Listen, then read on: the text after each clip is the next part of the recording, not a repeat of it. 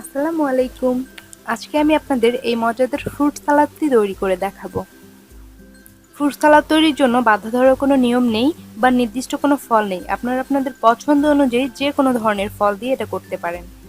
চলুন দেখে নিই আমি কি কি ফল ব্যবহার করেছি। আমি কমলা নিয়েছি একটা, ভালোভাবে খোসা ছাড়িয়ে মাছ থেকে ফালি করে নিয়েছি। তরমুজ নিয়েছি, তরমুজগুলো এভাবে কিউব করে কেটে নিয়েছি আর যতটা সম্ভব বিচিগুলো ফেলে দেওয়ার চেষ্টা করেছি। আঙ্গুর নিয়েছি, সবুজ আঙ্গুর মাছ থেকে ফালি করে কেটে নিয়েছি। আম নিয়েছি একটা, আমটা আমি কিউব করে কেটে নিয়েছি। আপেল নিয়েছি, সবুজ আপেল, এটাও আমি কিউব করে কেটে নিয়েছি। কলা নিয়েছি একটা, কলাটা আমি মাছ দিয়ে ফালি করে এভাবে কেটে নিয়েছি। এবার এই সবগুলো ফলকে আমি একটা বড় বাটিতে নিয়ে নিচ্ছি।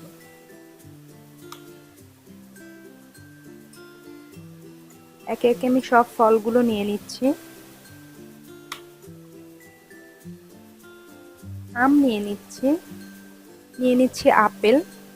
অবশ্যই আপেল আর কলাটা যখন ফ্রুট সালাদটা মাখাবেন তার আগে কাটার চেষ্টা করবেন, কারণ এগুলো কিছুক্ষণ পরেই কালো হয়ে যায়, কাটার কিছুক্ষণ পরেই রংটা চেঞ্জ হতে শুরু করে।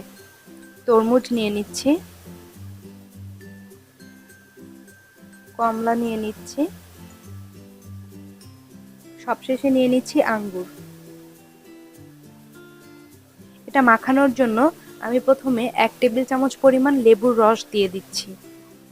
লেবুর রসটা টেস্ট যেমন বাড়িয়ে দিবে এই ফ্রুট সালাদে, তেমন ফ্রুটগুলোর কালারটা নষ্ট হতে দিবে না, কালারটা ধরে রাখতে সাহায্য করবে। দিয়ে দিচ্ছি 1 টেবিল চামচ পরিমাণ চিনি, হাফ চা চামচ পরিমাণ টালা জিরার গুঁড়া দিয়ে দিচ্ছি।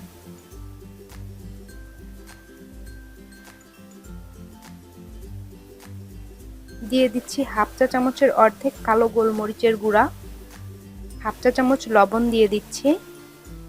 সবশেষে দিয়ে দিচ্ছি হাফ চা চামচের অর্ধেক বিট লবণ। এবার আমি সবগুলোকে একসাথে মাখিয়ে নিব। আপনারা আপনাদের টেস্ট অনুযায়ী এটার সাথে আরও কিছু অ্যাড করতে পারেন। যদি চান একটু পুদিনা পাতা দিতে পারেন, আবার টক দই দিতে পারেন, এটাও আপনাদের ইচ্ছা। খুব সহজেই এটা তৈরি করা যায়।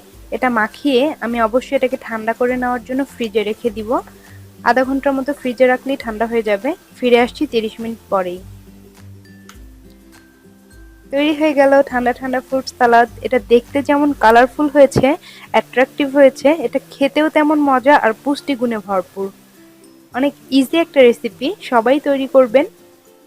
এটাতে কোনো রান্নার ঝামেলা নেই, সবাই তৈরি করবেন। কোনো প্রশ্ন থাকলে আমার কমেন্টে কমেন্ট করবেন, আমি উত্তর দেওয়ার চেষ্টা করব। আর ভিডিওটা যদি একটু ভালো লেগে থাকে বা যদি একটু উপকারে আসে, প্লিজ আমার চ্যানেলটি সাবস্ক্রাইব করবেন পরবর্তী ভিডিওর জন্য।